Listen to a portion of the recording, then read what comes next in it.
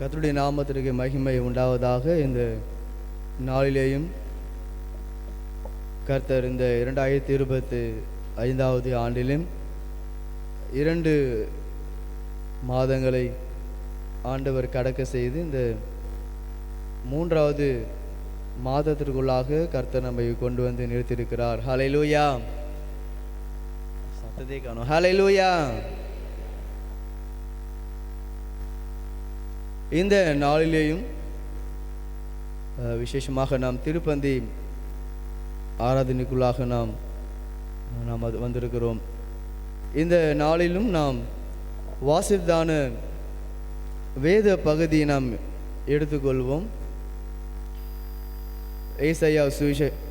ஏசாயாவின் புஸ்தகம் 49வது அதிகாரம்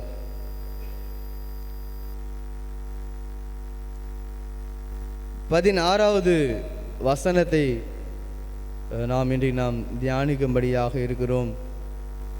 16வது வசனம் அங்கே சொல்லப்படுகிறது, இதோ என் உள்ளங்கைகளில் உன்னை வரைந்திருக்கிறேன், உன் மதில்கள் எப்போதும் என் முன் இருக்கிறது. ஹல்லேலூயா, ஹல்லேலூயா. ஆண்டவர் இங்கே நமக்கு அவர் கொடுக்கிறதான ஒரு வசனம், இதோ என் உள்ளங்கைகளில் உன்னை வரைந்திருக்கிறேன் என்று சொல்லி கர்த்தர் இங்கே சொல்லுகிறதை நாம் பார்க்கிறோம். அதற்கு முன்பதாக இருக்கிற வசனத்தை நாம் பார்க்கும் பொழுது,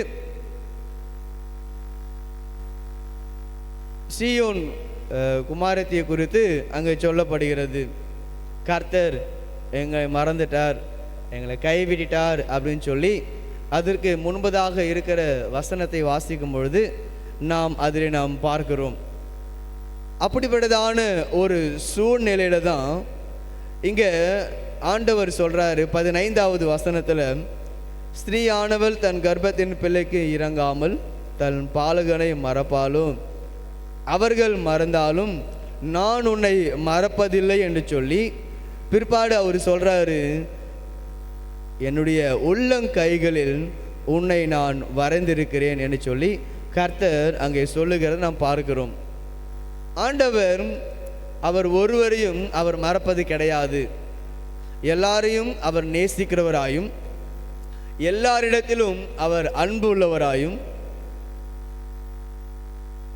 எல்லாரையும் அரவணைக்கிற ஒரு தேவனாக அவர் இருக்கிறார்.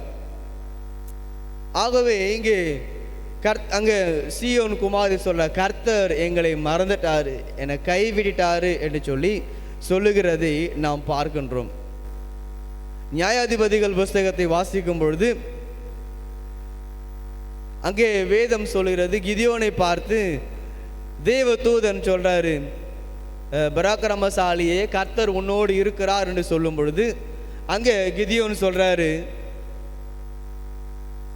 கர்த்தர் எங்களோடு இருந்திருந்தா எங்களுக்கு எதற்கு இவ்வளோ பெரிய சோதனை, எங்களுக்கு ஏன் இவ்வளோ கஷ்டம், எங்களுக்கு ஏன் இவ்வளோ உபத்திரவம், எங்களுக்கு எதற்கு இப்படிப்பட்டதான எங்களுக்கு இவ்வளோ ஒரு கடினமுள்ள ஒரு வாழ்க்கை எங்களுக்கு ஏன் என்று சொல்லி அங்கே கிதியோன் சொல்லுகிறதை நாம் பார்க்கின்றோம்.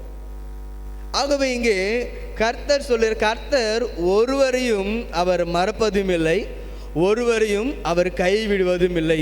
வேதம் சொல்லுகிறது, அவர் தான் சொல்றார் இல்லையா, நான் உன்னை விட்டு விலகுவதும் இல்லை, உன்னை கைவிடுவதும் இல்லை என்று சொல்லி நமக்கு கர்த்தர் வாக்கு கொடுத்திருக்கிறார். ஒருவரையும் அவர் மறப்பது கிடையாது. ஆனால் மனிதர்களாகிய நாம் தான் அவரை நாம் மறந்து போகிறோம். சில சூழ்நிலையில் சில நேரத்தில் நாம் அவரை மறந்து போகிறோம். ஆனால் கர்த்தர் நம்மை ஒருபோதும் அவர் மறவாத தேவனாய் இருக்கிறார். ஹல்லேலூயா, ஹல்லேலூயா. அவர் தான் சொல்றாரு, என்னுடைய உள்ளங்கையிலே நான் உன்னை வரைந்திருக்கிறேன் என்று சொல்லி கர்த்தர் சொல்லுகிறார். அப்போ அவருடைய உள்ளங்கைகளில் இருக்கிற நாம் ஒருபோதும் நாம் கலக்கமடையாதபடி, ஒருபோதும் நாம் சோர்ந்து போகாதபடி கர்த்தர் நம் ஒவ்வொருவரையும் அவர் ஆதரிக்கும்படியாக அவர் இருக்கிறார். வேதம் சொல்லுகிறது, அவருடைய உள்ளங்கைகளில் நம்மை ஒவ்வொருவரையும் அவர் வைத்திருக்கார் என்று சொல்லி வேதம் சொல்லுகிறது. அவருடைய கரத்திற்குள்ளாக நாம் இருக்கும் பொழுது, அவருடைய கரத்திற்குள்ளாக நாம் இருந்து நாம் செயல்படும் பொழுது, கர்த்தர் நம் ஒவ்வொருவருக்கும் அவர் நல்லவராகவும் அவர் நன்மை செய்கிற தேவனாகவும் இருக்கிறார். ஒருபோதும் அவர் நம்மை விட்டு விலகுவது கிடையாது. அவர் நம்மோடு கூட இருக்கும் பொழுது நம்முடைய வாழ்க்கையில நன்மையான காரியங்களை அவர் செய்கிற தேவனாய் இருக்கிறார். நாம் அவரோடு இருக்கும் பொழுது, அவர் நம்மோடு இருக்கும் பொழுது நம்முடைய வாழ்க்கையில கர்த்தர் குறைவில்லாமல் அவர் நிறைவாக நடத்துகிற தேவனாக இருக்கிறார் என்று வேதம் நமக்கு சொல்லுகிறது. அவருடைய கரத்திற்குள்ளாக நாம் இருக்கும் பொழுது ஒருவரும் நம்மை அவரிடத்திலிருந்து பிரிக்க முடியாது. ஒருவரும் நம்மை எதிர்க்க முடியாது. ஒருவரும் நம்மேல் கை போட முடியாது. ஏன் என்று சொன்னால், கர்த்தருடைய கரம் நம்மோடு இருப்பதினால, நாம் அவருக்குள் இருப்பதினால ஒன்றும் நம்மை சேதப்படுத்தாதபடி நம்மை காக்கிற தேவன் நம்மோடு இருக்கிறார்.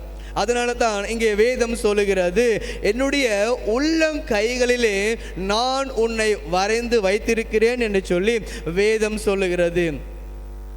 பழைய ஏற்பாட்டு காலத்திலே பார்க்கும் பொழுது, அந்த எருசலேமுக்கு போகும்பொழுது, ஒரு முக்கியமான இடங்களுக்கு போகும்பொழுது வழி தெரியாதவங்க, இந்த காலத்தில் நாம் பார்க்கும்பொழுது மொபைல் எடுத்து மேப் போட்டால் எந்த இடத்துக்கு போகணுமோ அதுக்கு நமக்கு என்ன சொல்லுது, வழியை காட்டுகிறது.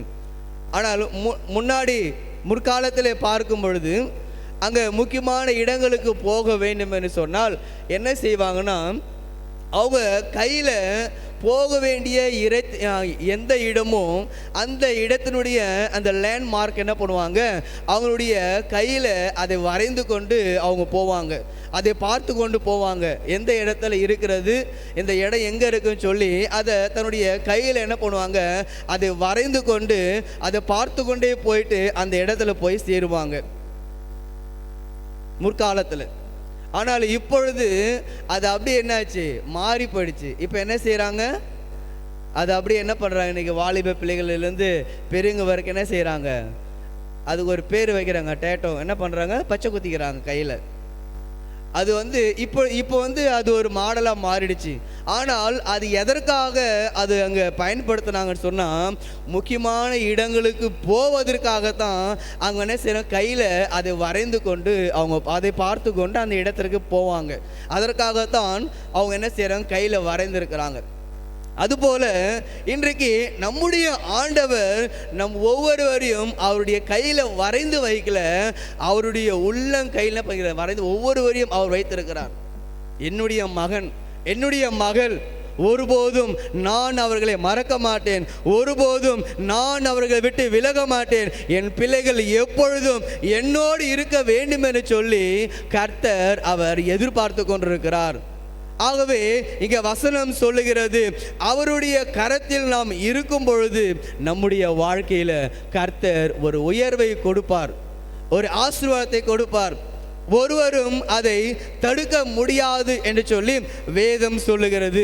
ஆதியாகமம் 2வது அதிகாரம் 16-17 வசனங்களை வாசிக்கும் பொழுது அங்கே வேதம் சொல்லுகிறது, கர்த்தர் ஏதேன் தோட்டத்தை அவர் உருவாக்கி அதை பண்படுத்தும்படியாகவும் அதை பயன்படுத்தும்படியாகவும் ஆதாமை அவர் என்ன பண்றாரு, அங்கே அவர் வைக்கிறார். ஆனால் பண்படுத்தி பயன்படுத்த வேண்டிய அந்த ஆதாம் அதை செய்வதற்கு அவன் என்ன செய்தான், அதை செய்யாதபடி அவன் மாறி போனான். அவனுடைய வேலை, அவனுக்கு ஒரு வேலையை கர்த்தர் கொடுத்தார். அந்த தோட்டத்தை பண்படுத்தும்படியாக, அதை சரியான முறையில் பயன்படுத்தும்படியாக கர்த்தர் அவனுக்கு ஒரு வேலையை கொடுத்தார். ஏன் என்று சொன்னால், வெளியிலிருந்து யாரும் வராதபடி, எதுவும் அந்த தோட்டத்தை சேதப்படுத்தாதபடி பாதுகாக்கும்படியாக கர்த்தர் ஆதாமை அந்த தோட்டத்திலே அவரை அங்கே வைத்தார். இப்போ நம்முடைய வீட்டை பார்க்கும் பொழுது ஒவ்வொரு வீட்டில் காம்பவுண்ட் போட்டு கேட்டு வைக்கிறோம். அது எதற்காக, எந்த ஒரு ஆடு மாடும் உள்ளே வரக்கூடாது, அல்லது வேறு எந்த ஒரு மனுஷன் உள்ளே வந்து எதுவும் செய்துவிடக்கூடாது என்பதற்காக ஒரு பாதுகாப்புக்காக எல்லாரும் என்ன செய்கிறாங்க, காம்பவுண்ட் சுவர் போடுறாங்க. கிராம சைடில் பார்க்கும்போது வேலி அடைக்கிறாங்க. அதுபோல இங்கே கர்த்தர் அந்த தோட்டத்தை பாதுகாக்கும்படியாக, அதை பயன்படுத்தும்படியாக அவரை கர்த்தர் வைத்திருக்கிறார். வெளியிலிருந்து எதுவும் வந்து அந்த தோட்டத்தை, அதில் உள்ள மரங்களை சேதப்படுத்தாதபடி பாதுகாக்கும்படியாக கர்த்தர் அவனை அங்கே வைத்தார்.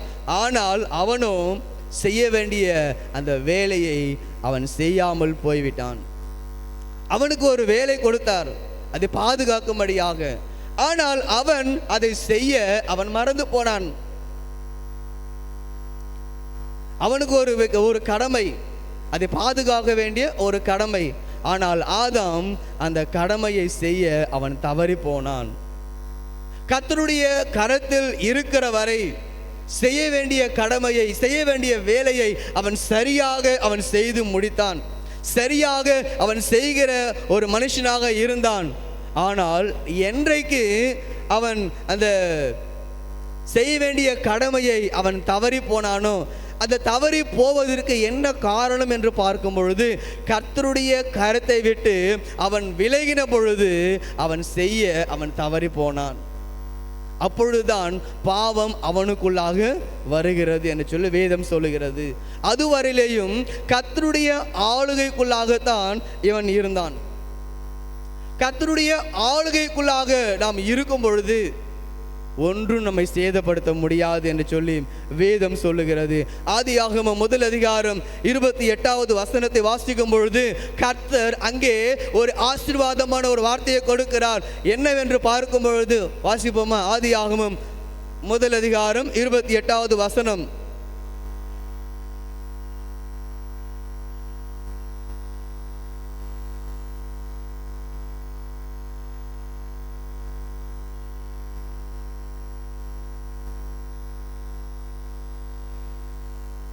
அப்போ இங்கே கர்த்தர் ஒரு ஆசீர்வாதத்தை அங்கே கொடுத்திருக்கிறார்.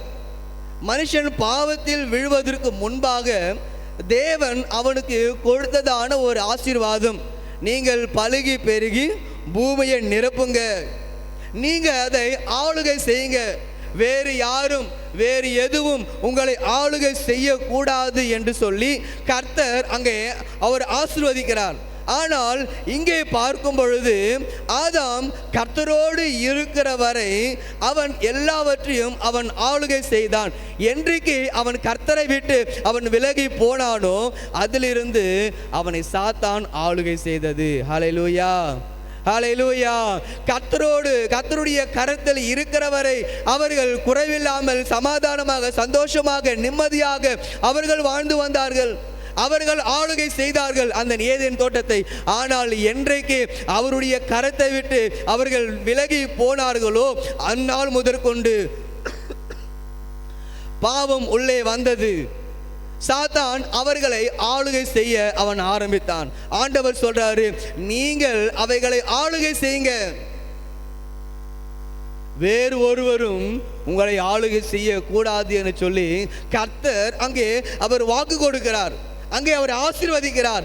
ஆனால் அந்த ஆசீர்வாதத்தை அவர்கள் கெடுத்து கொண்டார்கள், ஆதாமும் ஏவாளும்.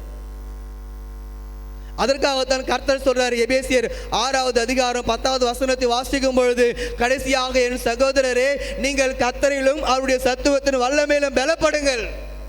ஏனென்று சொன்னால் இது கடைசி காலமா இருக்கிறபடினாலே பிசாசானவன் எவனை விழுங்கலாம் என்று அவன் கர்ஜிக்கிற சிங்கம் போல அவன் சுற்றி திரிகிறான். அதற்காகத்தான் பவுல் சொல்றாரு, நீங்கள் கர்த்தரிலும் அவருடைய சத்துவத்தின் வல்லமையிலும் பலப்படுங்கள். நாம் அவருக்குள்ளாக பலப்படும் பொழுது எதுவும் நம்மை சேதப்படுத்தாது, எதுவும் நம்மை மேற்கொள்ளாது, எந்த பாவமும் நம்மை அணுகாது. கர்த்தர் நம் ஒவ்வொருவரையும் அவர் பாதுகாக்கிறவராயும் அவர் நம்மை பரிசுத்தப்படுத்துகிறவராயும் அவர் நம்மை ஆசீர்வதிக்கிறவராயும் இருக்கிறார். அவர் தான் சொல்றாரு, நீங்கள் அவருக்குள் பலப்படுங்கள். உங்களுக்கு போராட்டம் மாம்சத்தோடு ரத்தத்தோடும் அல்ல,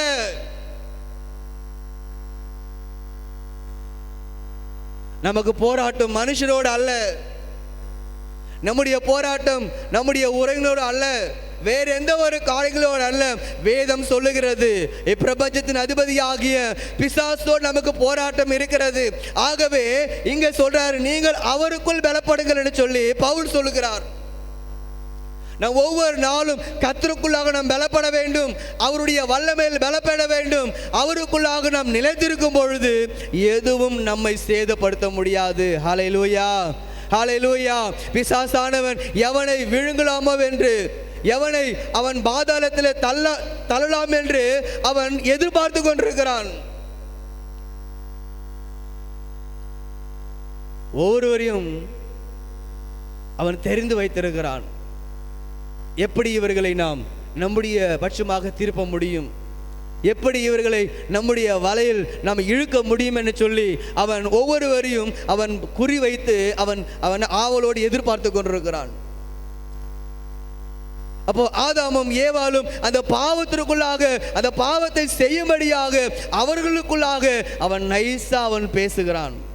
இதை நீங்கள் சாப்பிட்டா தேவர்களை போல மாறிடுவீங்க, உங்கள் கண்கள் திறக்கப்படும், இதை நீங்கள் சாப்பிடலாம், இதனால உங்களுக்கு எந்த ஒரு கெடுதியும் வராது என்று சொல்லி அவன் உள்ளே அவன் ஆசை காட்டி அவன் பேசின பொழுது அந்த ஆசை அந்த வலையிலே அவர்கள் விழுந்து போனார்கள். பாவம் அவர்களை ஆட்கொண்டது. பிசாசு அவர்களை ஆளுகை செய்ய ஆரம்பித்தான். இன்றைக்கு நாம் கர்த்தருடைய கரத்தில் இருக்கும் பொழுது கர்த்தர் நம்மை ஆளுகை செய்வார். அவர் நம்மை ஆளுகை செய்யும் பொழுது பாவம் இன்னதென்பதையும், நீதி இன்னதென்பதையும், நியாயம் இன்னதென்பதையும் கர்த்தர் நமக்கு அவர் கற்றுக் கொடுத்து, நான் இப்படிதான் நீ வாழ வேண்டும் என சொல்லி கர்த்தர் நமக்கு நல்ல ஒரு பாதையை அவர் காட்டுவார். அந்த பாதையில மரணம் இல்லை, அந்த பாதையில நித்திய ஜீவன் உண்டு. ஹல்லேலூயா, ஹல்லேலூயா. அந்த நித்திய ஜீவனுக்கு நாம் போக வேண்டும் என்று சொன்னால் ஆண்டவருடைய கரத்தில் நாம் இருக்கும் பொழுது, பரிசுத்தமுள்ள ஒரு வாழ்க்கை வாழும் பொழுது, கர்த்தருக்கு பிரியமான ஒரு வாழ்க்கை வாழும் பொழுது, அவருடைய எதிர்பார்ப்பை நாம் நிறைவேற்றும் பொழுது கர்த்தர் அந்த நித்தியமான ராஜ்யத்திற்குள்ளாக நம்மை கொண்டு சேர்க்கிறவராக இருக்கிறார். ஹல்லேலூயா, ஹல்லேலூயா. அதுதான் இங்கே வேதம் சொல்லுகிறது. கர்த்தர் முன்பதாகவே அவர் ஒரு ஆசீர்வாதத்தை அவர் கொடுத்திருக்கிறார். நீங்கள் பலுகி பெருகுங்க, பூமியை நிரப்புங்க, சகலத்தை நீங்க ஆளுகை செய்யுங்க, ஒருவரும் உங்களை ஆளுகை செய்யக்கூடாது என்று சொல்லி கர்த்தர் வாக்கு கொடுத்திருக்கிறார். கர்த்தர் நம்மை ஆளுகை செய்யணும், நீங்க ஆளுகை செய்யுங்க. மற்றவர்களுக்கு நீங்க என்ன பண்ணக்கூடாது, அதாவது அடிமைகளா இருக்க வேண்டிய அவசியம் இல்லை. நீங்க எல்லாவற்றையும் ஆளுகை செய்யுங்கன்னு சொல்லி கர்த்தர் நமக்கு வாக்கு கொடுத்திருக்கிறார். ஆனால் அவர்கள் அந்த வாக்கை என்ன பண்றாங்க, தவற விட்டாங்க.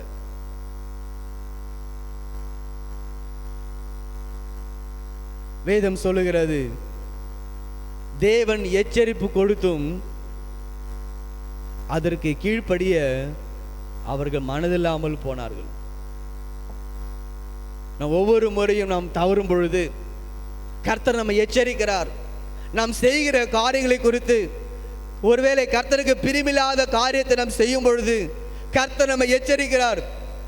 ஏதோ ஒரு வகையில் அவர் நம்மை எச்சரிக்கும் பொழுது அதை நாம் உணர்ந்து அதை நாம் திருத்திக் கொள்ளும் பொழுது நிச்சயமாகவே கர்த்தர் நம்மை அவர் பாதுகாக்கிற தேவனாய் இருக்கிறார். ஹல்லேலூயா. அவருடைய பாதுகாப்புல இருக்க வேண்டும். அப்போ கர்த்தருடைய கரத்தில் இருக்கிற வரை அவர்களை ஒன்றும் சேதப்படுத்தவில்லை. கர்த்தருடைய கரத்தில் அவர்கள் இருக்கிற வரை அவர்களுக்கு குறைவில்லை, எந்த ஒரு கஷ்டமும் இல்லை. நிறைவான ஒரு வாழ்க்கை, குறைவில்லாத ஒரு வாழ்க்கை, நிம்மதியான ஒரு வாழ்க்கையை வாழ்ந்தவர்கள் தான் ஆதாமும் ஏவாளும். என்றைக்கு அவருடைய கரத்தை விட்டு அவர்கள் விலகி போனார்களோ அன்றைக்கு அவருடைய வாழ்க்கை மாறினது. சாத்தான் அவர்களை ஆளுகை செய்ய அவன் ஆரம்பித்து விட்டான். கர்த்தர் நம்மை ஒவ்வொருவரையும் அவர் சாத்தானுடைய கரத்தில் கொடுப்பதற்காக அவர் நம்மை தெரிந்து கொள்ளவில்லை. அவரோடு கூட இருக்கும்படியாக, அவரோடு கூட வாழும்படியாக, அவருக்கு பிரியமான ஒரு வாழ்க்கை வாழும்படியாகத்தான் கர்த்தர் இன்றைக்கு அவர் நம்மை தெரிந்து கொண்டு நமக்காக, நம்முடைய பாவங்களுக்காக, நம்முடைய அக்கிரமங்களுக்காக அவர் தம்முடைய ஜீவனை கொடுத்தார். வேறு எதற்காகவும் அல்ல.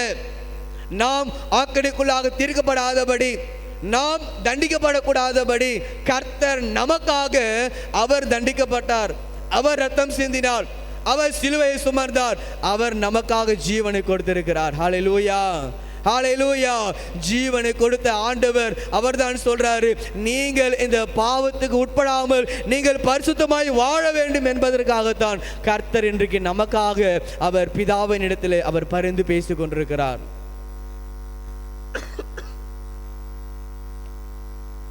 சிம்சோனுடைய வாழ்க்கையிலே பார்க்கும் பொழுது வேதனை வாசிக்கின்றோம்.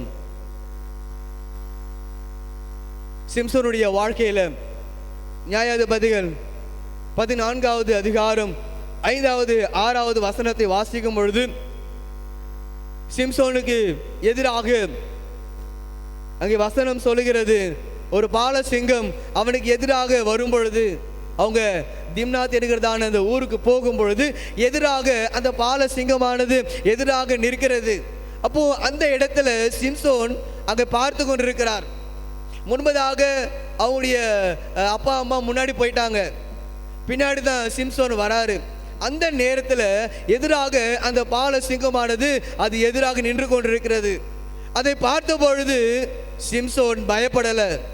உடனே அங்க வேதம் சொல்லுகிறது, 15வது வசனத்தை வாசிக்கும் பொழுது, கர்த்தருடைய ஆவி அவன் மேல் இருந்ததினால் ஒரு ஆட்டை கிழித்து போடுவது போல அந்த சிங்கத்தை அவன் கிழித்து போடும்படியான வல்லமையை கர்த்தர் அவனுக்கு கொடுத்திருந்தார். ஹல்லேலூயா, ஹல்லேலூயா.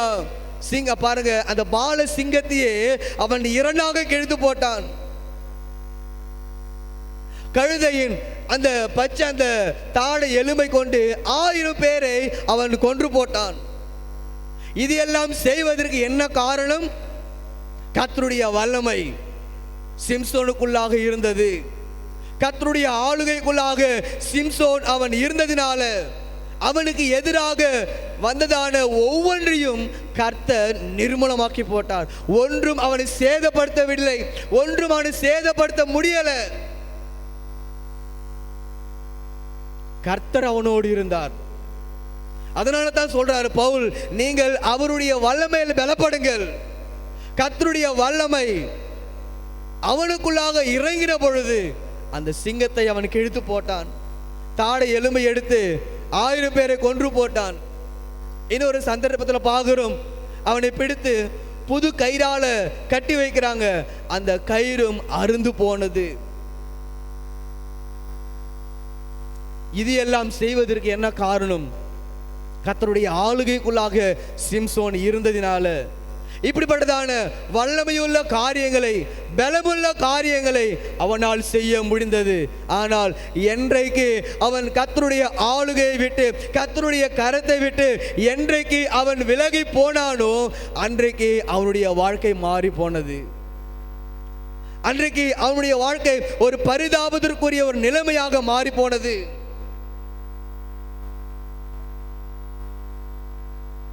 கர்த்தருடைய ஆளுகைக்குள்ளாக இருக்கிற பொழுது நம்மை ஒன்றும் சேதப்படுத்தாது, நம்மை சேதப்படுத்த முடியாது. பிசாசானவன் எத்தனை முறை அவன் நமக்கு விரோதமாக எழும்பினாலும் ஒன்றும் நம்மை சேதப்படுத்த முடியாது. ஊழியம் செய்யக்கூடாதபடி, கர்த்தருக்குள்ளாக எழும்பக்கூடாதபடி, கர்த்தருக்காக சாட்சியை வாழக்கூடாதபடி, கர்த்தருக்கு பிரியமான காரியத்தை செய்யக்கூடாதபடி இன்றைக்கு பிசாசானவன் பலவிதமான காரியங்களை அவன் செய்வான். ஆனால் நாம் கர்த்தருடைய வல்லமையில் நாம் பலப்படும் பொழுது, கர்த்தருடைய ஆளுகைக்குள்ளாக நாம் இருக்கும் பொழுது அவன் செய்கிறதான சதித்திட்டங்கள் ஒன்றும் நம்மை மேற்கொள்ளாது. ஹல்லேலூயா, ஹல்லேலூயா. நாம் அவருடைய கரத்தில் இருக்கும் பொழுது, சிம்சோன் கர்த்தருக்குள்ளாக இருக்கும் பொழுது ஒன்றும் அவனை மேற்கொள்ள முடியல.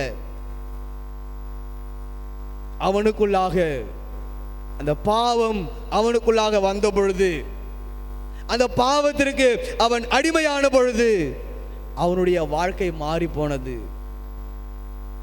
ஆரம்பத்தில் பலமுள்ள ஒரு வாழ்க்கை வாழ்ந்தவன் கடைசியில அவன் பலவீனம் உள்ளவனாய் மாறி போனான்.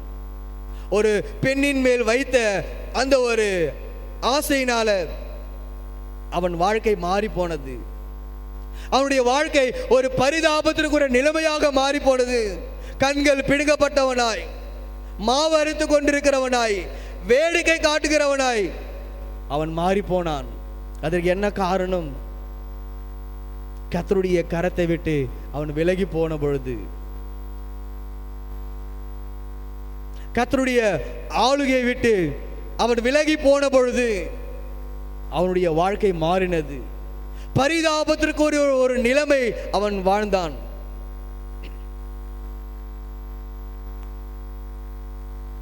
நம் கர்த்தருடைய கரத்தில் நாம் இருக்க வேண்டும். அவர் நம்மை ஆளுகை செய்ய வேண்டும். வேறு எந்த ஒரு காரியம் நம்மை ஆளுகை செய்யக்கூடாது. ஆலயத்திற்கு போகும்பொழுது சில நேரத்தில் வேறு ஏதாவது ஒரு சிந்தை வரும், இல்லை வேறு ஏதாவது ஒரு காரியம் சொல்லுவாங்க, எதை செய்யலாம், இல்லை அங்கே போகலாம், இல்லை இன்னைக்கு போய் தான் ஆகணும், செஞ்சுதான் ஆகணும். நாம் செய்ய வேண்டிய காரியம் இல்லை. வேதம் சொல்லுகிறது, மத்தேயு 6:33, முதலாவது தேவனுடைய ராஜ்யத்தையும் அவர் நீதியும் தேவை. முதலாவது நாம் தேட வேண்டிய இடம் தேவனுடைய சபை. ஹல்லேலூயா, ஹல்லேலூயா. அப்போ உலகம் நம்மை ஆளுகை செய்யும் பொழுது, உலக மனுஷங்கள் நம்மை ஆளுகை செய்யும் பொழுது கர்த்தருக்கு பிரியமாய் வாழ முடியாது. கர்த்தருடைய சித்தத்தை செய்ய முடியாது. கர்த்தருடைய எதிர்பார்ப்பை நம்மால் செய்ய முடியாது. கர்த்தரோடு கூட ஐக்கியப்பட முடியாது. கர்த்தருக்கு நேரத்தை கொடுக்க முடியாது.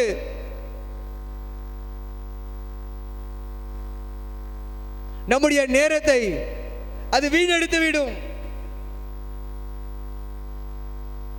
மனுஷன் நம்மை ஆளுகை செய்தால், உலக காரியங்கள் நம்மை ஆளுகை செய்தால், நம்முடைய வாழ்க்கை ஒரு பரிதாபத்திற்குரிய நிலைமைக்குள்ளாக மாறிவிடும். இங்கே சிம்சோனுடைய வாழ்க்கை அப்படிதான் மாறி போனது. அவன் உலகத்துக்கு பின்பதாக அவன் அந்த பெண்ணுக்கு பின்பதாக அவன் போனதினாலே அவனுடைய வாழ்க்கை பரிதாபமான ஒரு நிலைமைக்குள்ளாக மாறி போனது. அவங்க சொல்றான், போயிட்டு அவங்க வீட்டில் சொல்றான், என்னுடைய கண்ணுக்கு அவள் பிரியமானவள். அங்க அவங்க அப்பா அம்மா சொல்றாங்க, நீ விசேஷமானவன், நீ அபிஷேகம் பண்ணப்பட்டவன், உன் மேலே கர்த்தருடைய வல்லமை இருக்கிறது, நீ அபிஷேகம் பண்ணப்பட்ட ஒரு மகன், நீ வித்தியாசமான ஒரு மகன், உனக்கு அது வேண்டாம் என்று சொல்லி அவங்க தடுத்தாங்க. ஆனாலும் அவன் சொல்றான், என்னுடைய கண்ணுக்கு பிரியமானவள். கடைசியில அது அவனுடைய வாழ்க்கையில அது வேறு விதமாக மாறி போனது. பிரியமானவர்களே, கர்த்தருடைய கரத்தில் நாம் இருக்கும் பொழுது இப்படிப்பட்ட காரியங்கள் நம்மை சேதப்படுத்தாது. கர்த்தர் அது உடனே அவர் மாற்றி போடுவார்.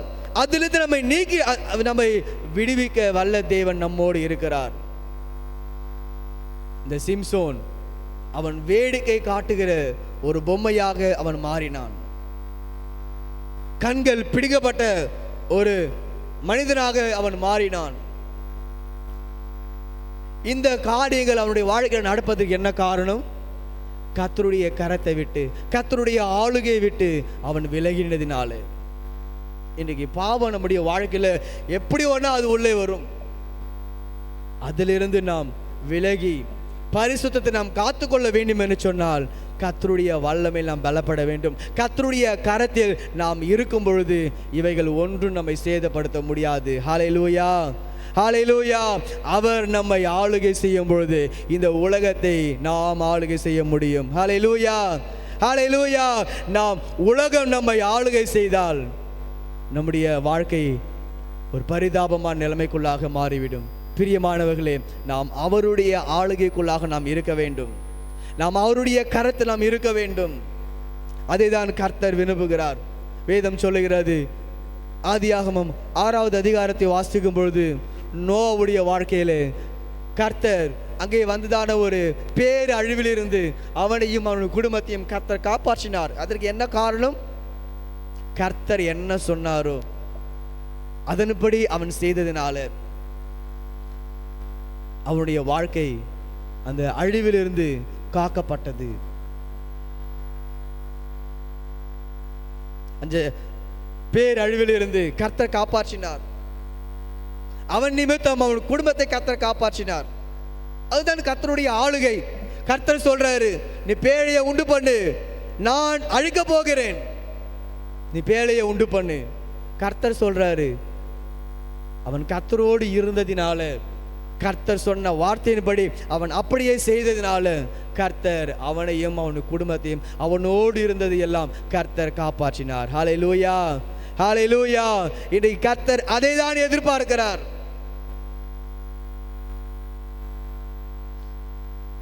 பிரியமானவர்களே, இன்றைக்கு நம்முடைய வாழ்க்கையில நாம் எப்படிப்பட்ட சூழ்நிலையில் இருக்கிறோம் என்பதை நாம் ஒவ்வொருவரும் சிந்தித்து பார்க்க வேண்டும்.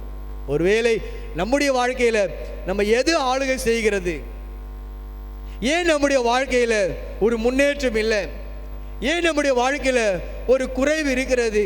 ஏன் நம்முடைய வாழ்க்கையில பலவிதமான பிரச்சனைகள், போராட்டங்கள் இருக்கிறது என்பதை என்றைக்காவது நாம் அறிந்திருக்கிறோமா? அப்படிப்பட்ட காரியங்கள் நம்முடைய வாழ்க்கையில நேரிடுகிறது என்று சொன்னால், அப்போ நம்மை கர்த்தர் ஆளுகை செய்யல, வேற ஏதோ ஒரு காரியம் நம்மை ஆளுகை செய்து கொண்டிருக்கிறது, வேற எதுவும் அல்ல. அப்போ சாத்தான் நம்மை ஆளுகை செய்வான். அதற்கு நாம் இடம் கொடுக்க கூடாது. சரியாக ஆலயத்துக்கு வந்து கொண்டிருந்தவர்கள் இன்றைக்கு ஆலயத்துக்கு வர முடியாமல் போகிறது. அதற்கு காரணம்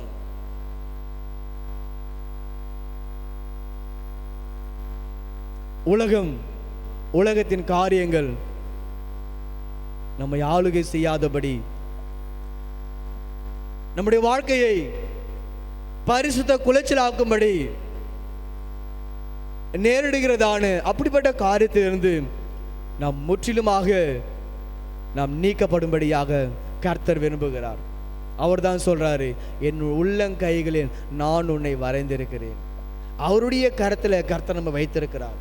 அப்ப அவருடைய கரத்தில் நாம் இருக்கும் பொழுது எத்தனை போராட்டங்கள், பிரச்சனைகள் எழும்பினாலும், கடல் அலை போல வெள்ளங்கள் புரண்டாலும், கடல் அலை போல நம்முடைய வாழ்க்கையில பிரச்சனைகள் நேரிட்டாலும் எதுவும் நம்மை சேதப்படுத்த முடியாது. ஹல்லேலூயா, ஹல்லேலூயா.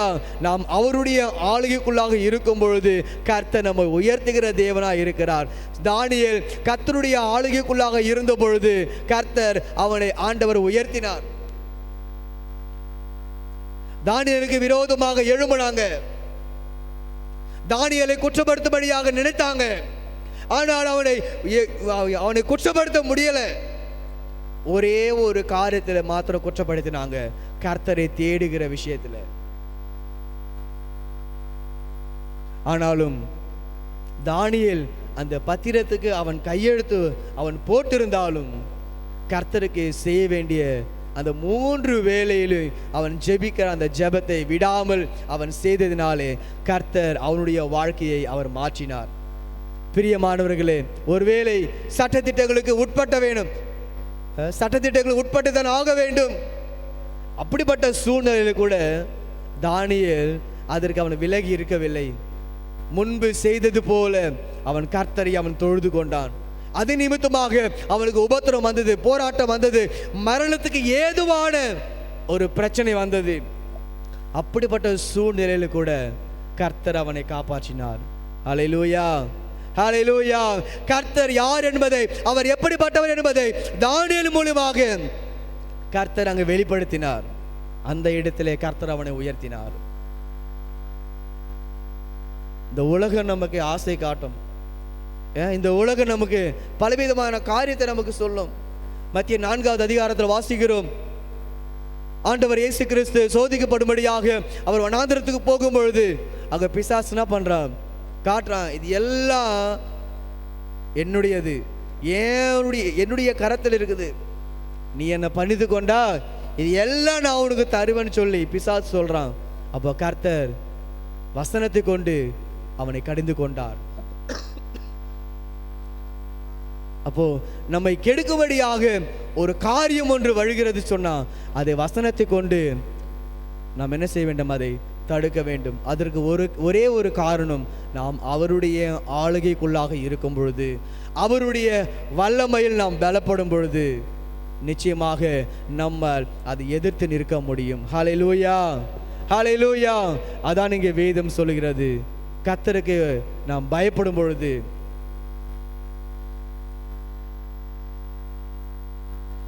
பிசாசு நம்மை மேற்கொள்ள முடியாது. அவன் நம்ம அழிக்க நினைப்பான், ஆனாலும் நம்மை அழிக்க முடியாது. ஏன் என்று சொன்னால் இந்த வானத்தையும் பூமியை உண்டாக்கின சர்வ வல்லமையுள்ள தேவன் அவர் நம்மோடு இருக்கிறார். ஹல்லேலூயா, ஹல்லேலூயா.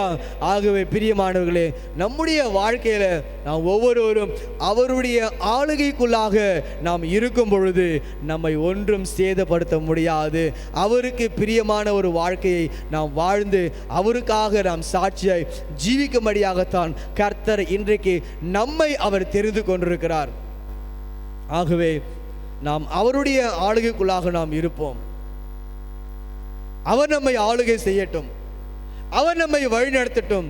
அப்பொழுது நம்முடைய வாழ்க்கையில கர்த்தர் குறைவில்லாமல் அவர் நிறைவாய் அவர் நம்மை நடத்துவார். அப்படிப்பட்ட ஒரு வாழ்க்கையை வாழும்படியாகத்தான் கர்த்தர் இன்றைக்கு நம்மிடத்தில் அவர் எதிர்பார்த்து கொண்டிருக்கிறார். அதற்காகத்தான் கர்த்தர் நமக்காக அவர் கல்வாரி சிலுவையிலே அவர் இரத்தம் சிந்தி நமக்காக அவர் ஜீவனை கொடுத்திருக்கிறார். அந்த ஜீவனை கொடுத்த தேவனுக்கு நாம் ஒவ்வொருவரும் அவருக்கு நாம் ஏற்புடையதான ஒரு வாழ்க்கையை வாழ வேண்டும் என்று சொல்லி கர்த்தர் எதிர்பார்த்து கொண்டிருக்கிறார். ஆகவே இன்றைக்கு நாம் வந்திருக்கிற ஒவ்வொருவரும் நம்முடைய வாழ்க்கையில் நம்முடைய குடும்பத்தில் உள்ளவர்கள் ஒவ்வொருவரும் நாம் கர்த்தருடைய கரத்தில் அவருடைய ஆளுகைக்குள்ளாக நாம் இருந்து நாம் செயல்படுவோம். கர்த்தர் நம் ஒவ்வொருவரையும் அவர் நடத்துவார். கர்த்தாமே இந்த வார்த்தையை ஆசீர்வதிப்பாராக. ஆமேன்.